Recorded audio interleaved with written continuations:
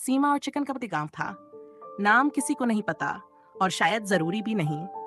लेकिन उस गांव की गलियों में एक खुशबू बसती थी, तंदूर में सिकते चिकन कबाब की। और उसके पीछे थी एक औरत, सीमा। सीमा का जीवन कोई अलग नहीं था। रोज का संघर्ष, टूटी छत, खाली बर्तन और भूखे बच्चों के सवाल। उसका पति आलोक दिन रात मेहनत करता, कभी खेत में, कभी किसी के घर सामान ढोने में, लेकिन पेट भरने लायक भी नहीं कमा पाता। एक दिन जब घर में आटे तक का दाना नहीं बचा था, बच्चों ने भूख से रोते हुए कहा, मम्मी कुछ तो दो खाने को। सीमा की आंखों में आंसू थे, लेकिन चेहरा कठोर। उसने आलोक से कहा, सुनो, ऐसे नहीं चलेगा, हमें कुछ अलग करना होगा। क्यों ना हम चिकन कबाब बेचें? मुझे मसाले बनाने आते हैं, माँ से सीखा है। आलोक हैरान हुआ, पर सीमा, पैसा कहाँ से आएगा? चिकन महंगा है, तंदूर चाहिए, कोयला, मसाले, रोटी, सब कुछ। सीमा ने गहरी सांस ली। उधार ले लो किसी से, एक बार ठेला चल पड़ा तो सब कमा लेंगे। आलोक भारी मन से गांव के साहूकार के पास गया। साहूकार जी, थोड़ा उधार चाहिए, काम शुरू करना है। साहूकार ने अपनी ठंडी आंखों से उसे घूरा। काम क्या है? बीवी चिकन कबाब बनाना चाहती है। साहूकार हंसा। औरतें अब कबाब बनाएंगी? ठीक है, दूंगा, लेकिन ब्याज चढ़ेगा और महीने भर में पैसा चाहिए। पैसे लेकर आलोक घर आया। सीमा ने पैसे को हाथ जोड़कर देखा, जैसे कोई आशीर्वाद हो।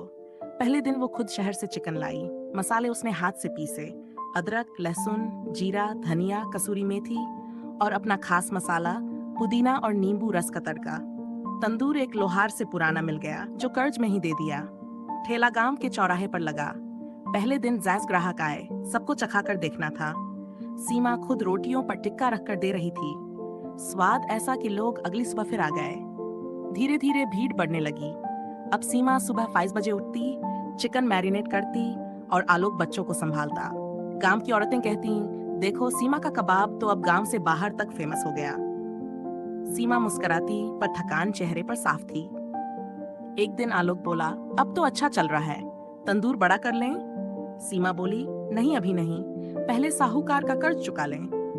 3 महीने में सीमा ने वो कर दिखाया जो कई मर्द नहीं कर पाए। लेकिन जहाँ कामयाबी होती है, वहाँ ईर्ष्या भी पीछे पीछे आती है। गांव का एक आदमी, आनंद, जो साहूकार का भांजा था, जलने लगा। साहूकार ने कहा, अगर ये ऐसे ही चलता रहा तो कर्ज भी वापस हो जाएगा और मेरा ब्याज डूब जाएगा। कुछ करो। आनंद ने एक दिन मौका देख, जब सीमा पीछे पलटी तो मसाले के डिब्बे में सफेद पाउडर मिला दिया। अगली सुबह 5 ग्राहक पेट खराब होने की शिकायत लेकर लौटे। बहन जी, आपका कबाब खाकर तो लैट्रिन लग गई। सीमा चौंकी, फिर से चेक किया। चिकन तो ताजा था, मसाले भी वही, मगर गलती समझ नहीं आई। दूसरे दिन फिर वही हुआ। अब गांव में अफवाह फैल गई, सीमा के मसाले में कुछ खराबी है। आलोक परेशान था। सीमा, अब क्या करें? सीमा ने कहा, आज मैं खुद देखूंगी, कोई तो है जो ये कर रहा है। वो अगले दिन जल्दी आ गई और चुपचाप मसाले के डिब्बे के पास बैठ गई। कुछ देर बाद आनंद आया और धीरे से कुछ डाला। सीमा ने उसे रंगे हाथों पकड़ लिया। ये क्या कर रहे हो? उसने चीखकर कहा। गांव वाले इकट्ठा हो गए, पंचायत बैठी। आनंद ने मान लिया कि उसने साहूकार के कहने पर ऐसा किया। पंचायत ने फैसला सुनाया। आनंद को माफ किया जाएगा, लेकिन अगली बार ऐसा हुआ तो गांव से निकाला जाएगा। सीमा ने उस दिन के बाद से खुद मसाले की जिम्मेदारी ली। उसने एक नया मसाला तैयार किया, कश्मीरी मिर्च, भुना प्याज, नींबू और एक ऐसा तड़का जो मुंह में जाते ही घुल जाए। उसने 3 दिन तक फ्री में खाना बांटा। ये मेरा विश्वास है, स्वाद नहीं। ग्राहकों का भरोसा लौटा। काम फिर चल पड़ा। अब गांव से बाहर वाले भी आने लगे। एक दिन पास के स्कूल के प्रिंसिपल आए और बोले, मैडम, बच्चों की कैंटीन में चिकन रोल की जरूरत है, आप बना दोगी? सीमा की आंखों में चमक थी। अब वो सिर्फ कबाब वाली नहीं थी, क्लास कैंटीन की सप्लायर बन चुकी थी। साहूकार एक दिन खुद आया पैसे लेने। सीमा ने पूरे पैसे उसके हाथ में रखे और साथ में एक पैकेट भी दिया, चिकन कबाब का। अब से स्वाद से कमाओ, जहर से नहीं। साहूकार कुछ नहीं बोला। आलोक ने तंदूर नया बनवाया। अब वो गैस और कोयले दोनों पर चलता था। सीमा ने 2 लड़कियों को काम पर रखा ताकि वो भी अपने पैरों पर खड़ी हो सकें। गांव की औरतें अब उसे सलाम करती थीं। हमारे गांव की बहू ने नाम कर दिया।